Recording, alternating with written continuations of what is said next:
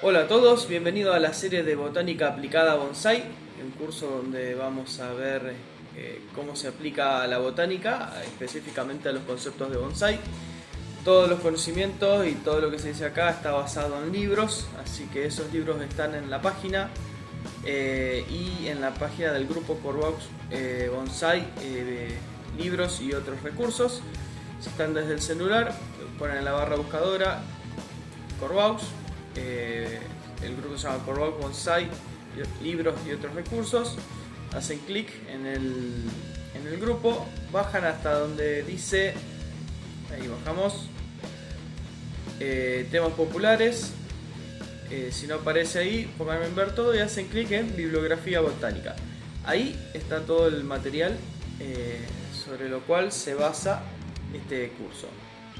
Y si no lo ven desde el celular, lo pueden hacer desde la compu. También lo mismo en la barra buscadora, buscan Corvaux Bonsai, libros y otros recursos. Y al costadito van a ver que dice temas populares y ahí está la etiqueta que dice biografía botánica y está todos los libros, los recursos, todo lo que ustedes quieran profundizar un poco más de lo que se dice acá, lo tienen ahí, lo leen y listo. Vamos a empezar con el video, esperamos un ratito más a que se conecten algo más de gente y bueno, empezamos en un rato. Tomen apuntes.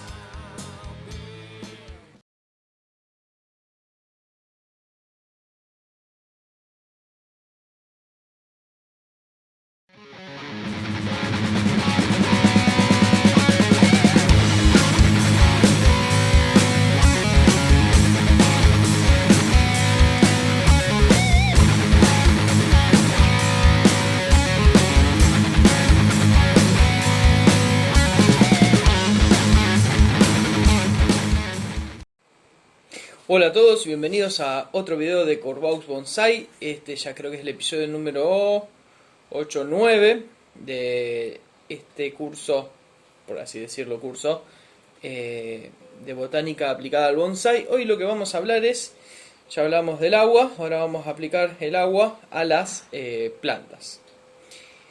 El agua es el componente mayoritario en una planta. 80-90% de muchas plantas, incluso el 50% de la madera fresca es agua. Y interviene casi siempre directa o indirectamente en la mayoría de los procesos fisiológicos de la planta. El sustrato, es un sistema complejo que consta no solo de proporciones variables de partículas y materia orgánica, partículas digamos inorgánicas e inorgánicas, sino que son las que forman la matriz sólida, sino también de el espacio que hay entre estas partículas, ¿sí? Que está ocupado por aire y por agua. Este espacio se denomina poro. El tamaño y la naturaleza química de las partículas, en especial su carga eléctrica, y la manera en la cual se disponen estas cargas determina cuánta agua puede tener un suelo y cuánta agua puede retener.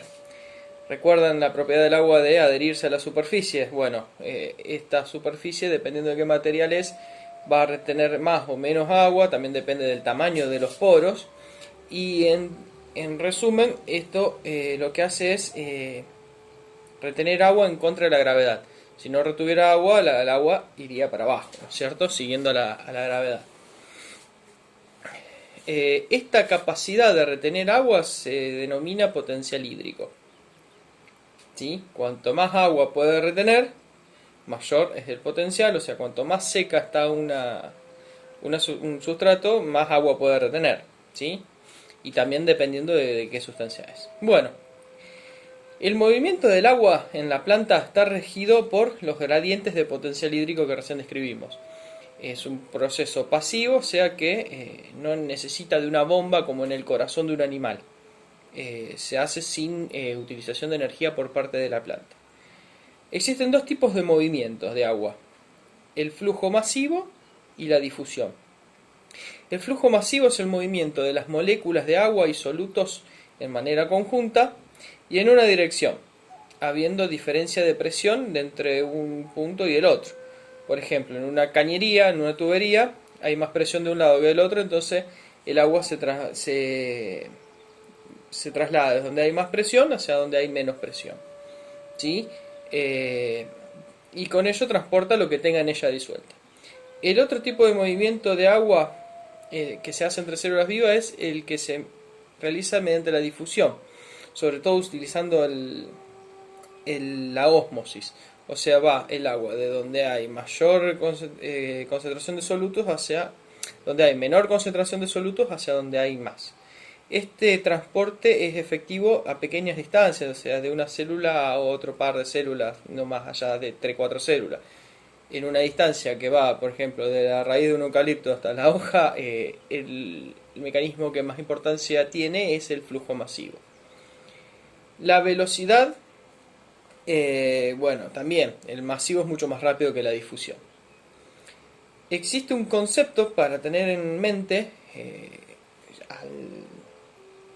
para entender cómo es el flujo masivo, que es el continuo suelo-planta-atmósfera, y que proporciona un modelo útil y simple, muy simple, de cómo es el flujo del agua en la planta.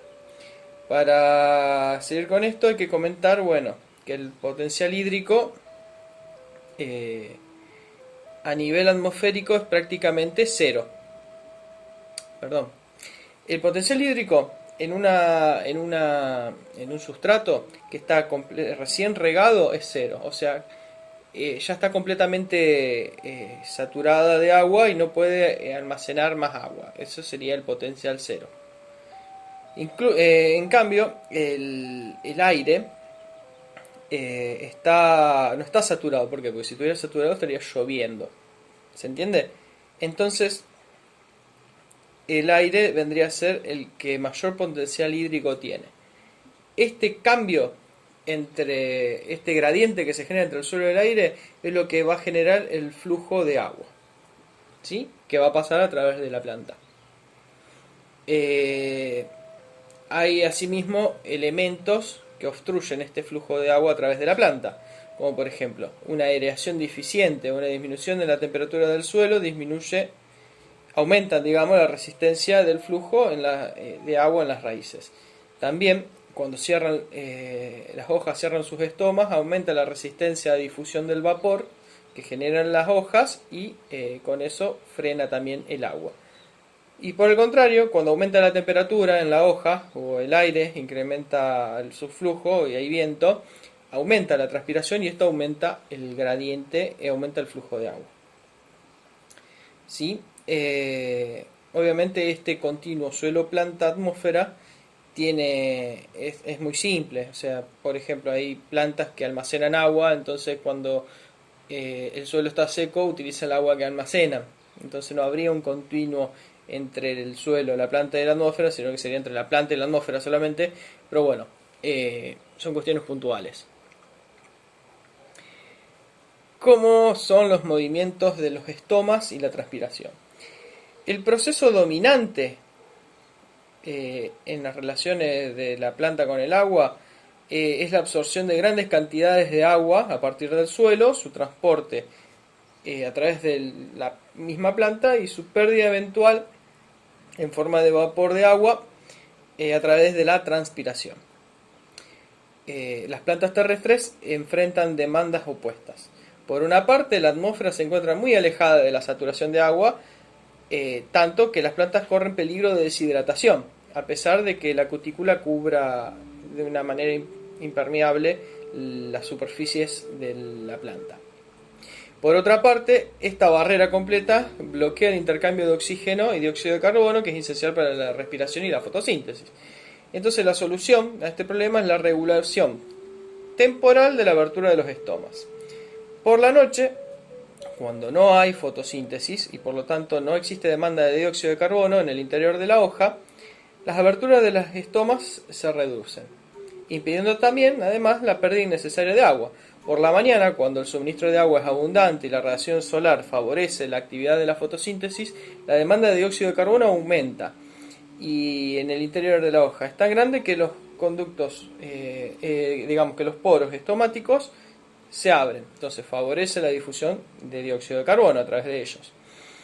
En estas condiciones, la transpiración a través del estoma también es un aspecto positivo. En primer lugar, origina la corriente transpiratoria que produce el transporte de los minerales desde las raíces hasta las hojas. Y en segundo lugar, esta evaporación enfría la hoja. Sobre todo este punto es mucho más importante cuando hace calor o cuando la luz es potente. Bien, el estoma, esquemita, es un poro rodeado de dos células oclusivas y que tienen forma de riñón o de mancuerna. Abajo, en teoría eso de abajo es forma de mancuerna. ¿A qué responde estos movimientos? Este movimiento de apertura y cierre a los cambios de turgencia en estas dos células, sobre todo las que son las oclusivas y también las acompañantes. Cuando disminuye su turgencia, cierra. Cuando aumenta la turgencia, abre. Bien. También hay otros estímulos que disminuyen o aumentan la turgencia de las células que rodean el estoma. Incluso hay algunas sustancias. Bien. ¿Qué es la transpiración? Para mantener la turgencia de la parte aérea, así como para posibilitar las actividades bioquímicas, el agua perdida por la planta mediante la transpiración debe reponerse continuamente. Muchas plantas pueden absorber la humedad de la atmósfera, en algunos casos interesante cantidad como las coníferas, pero la mayor parte de la absorción de agua se hace a través de las raíces. El agua entra por las raíces en respuesta a este gradiente hídrico que existe en el xilema, y este gradiente lo establece la transpiración. Cuando la transpiración es muy baja, la absorción de agua también disminuye. Y en algunos casos existe un transporte activo de iones a partir de las células de las raíces, y estos iones atraen agua de forma independiente de lo que es el transporte masivo, pero este tipo de transporte activo es bastante menos importante que el flujo masivo.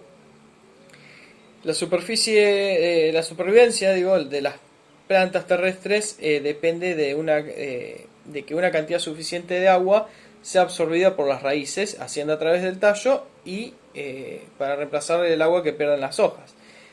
Además, el sistema en el cual se mueve el agua tiene que permitir un transporte bastante rápido, porque si no la planta se seca. Es por eso que se usa el flujo masivo y no la difusión para manejar el agua dentro de un árbol. ¿Sí? En las angiospermas el agua se mueve a través de los vasos del xilema, que son túbulos, que eso ya lo habíamos hablado antes, son túbulos continuos en forma de capilares. Esa capilaridad, que es una propiedad del agua, también suma a la hora de tener que subir agua desde el suelo, ¿no es cierto?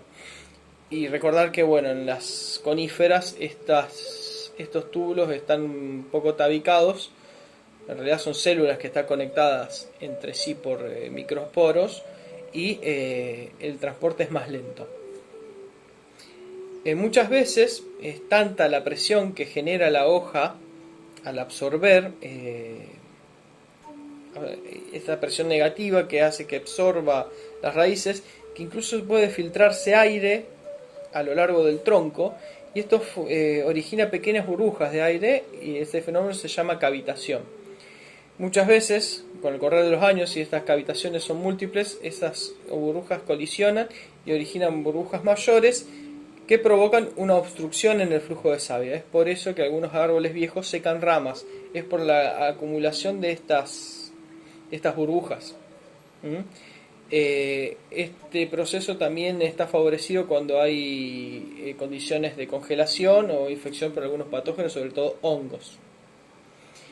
A nivel de los nudos de los tallos, el sistema vascular se ramifica, entra en el limbo de la hoja a través del pecíolo y se ramifica tanto que a cierto modo no hay ninguna célula en la hoja que no esté a 2 o 3 células de distancia de los nervios, ¿sí? En plantas con una buena disponibilidad de agua en el suelo, conforme aumenta la transpiración durante el día, a veces el potencial hídrico hace de que la absorción se retrase un poco. Esta pérdida de agua relativa hace que durante el día la planta como que se marchita un poco y durante la noche después eso se arregla, ¿no es cierto? Hay algunas plantas que esto es evidente y tienen movimientos incluso del tronco en el cual se hinchan durante la noche y se achican de día. Bien, hay otros factores ambientales que generan algunas cuestiones para charlar. Una es cuando un suelo está escasamente aireado e incluso cuando esto se combina en condiciones que favorecen la transpiración, se puede producir una desecación, incluso cuando esté completamente sumergido en agua en la raíz. ¿Por qué? Porque al faltar oxígeno, las células que tienen la raíz empiezan a metabolizar de forma anaerobia, o sea, sin utilización de oxígeno, y este tipo de metabolismo genera sustancias tóxicas que atacan las células y las destruyen. Es por eso que a veces plantas completamente sumergidas en agua mueren. Hay algunas plantas que tienen adaptaciones, como por ejemplo los neumatóforos de los cipreses calvos. ¿Sí? Esas son plantas que están acostumbradas a el anegamiento del suelo. Bien, en condiciones de sequía, por ejemplo, disminuye considerablemente el potencial hídrico de la planta y puede presentar un reajuste osmótico. ¿Qué significa esto? Que es que la célula de la planta aumenta la cantidad de solutos dentro de ella para no tener que perder el líquido. Esto puede llegar a la planta a un nivel crítico hasta que vuelva a tener agua o seque. Esto se llama osmorregulación. Bien. Otros efectos sobre el desarrollo vegetativo de la sequía es, por ejemplo, aumentar la proporción de raíces con respecto a parte aérea. Eso también es un proceso válido, o sea, aumenta la superficie de absorción, o incluso también puede disminuir el tamaño de las hojas, que eso es lo que usamos también en bonsai para que la planta quede más equilibrada en su confección, no me sale la palabra, en su diseño. Así que, las raíces por lo general aumentan en su superficie y disminuye o también lo que puede hacer es secar hojas, sobre todo las más viejas. Bien, muchas plantas también utilizan estas señales de sequía como para estimular la iniciación de las floraciones o aparición de yemas florales y etc. Bien, el transporte desde el ápice de los tallos y las hojas hasta la raíz se produce a través del floema, que es un sistema conductor continuo formado por células que están interconectadas. ¿Sí? Estas células forman canales que tienen varios orificios, de manera de que ese transporte de sustancias sea tanto longitudinal como transversal. ¿Sí? Transporte tiene lugar desde las zonas productoras de carbohidratos hasta las zonas donde se acumulan y se utilizan. Estas zonas donde se acumulan o se utilizan son los llamados sumideros. Acuérdense de la palabra sumideros.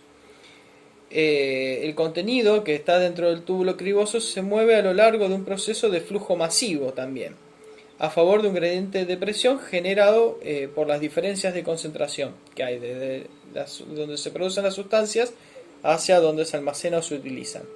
Esta descarga de solutos mantiene un gradiente de concentración y determina la dirección del transporte. ¿Sí? Entonces, al generarse solutos atrae agua, al atraer agua aumenta la presión y al haber más presión de un lado que del otro se produce el flujo de agua. ¿Se entiende?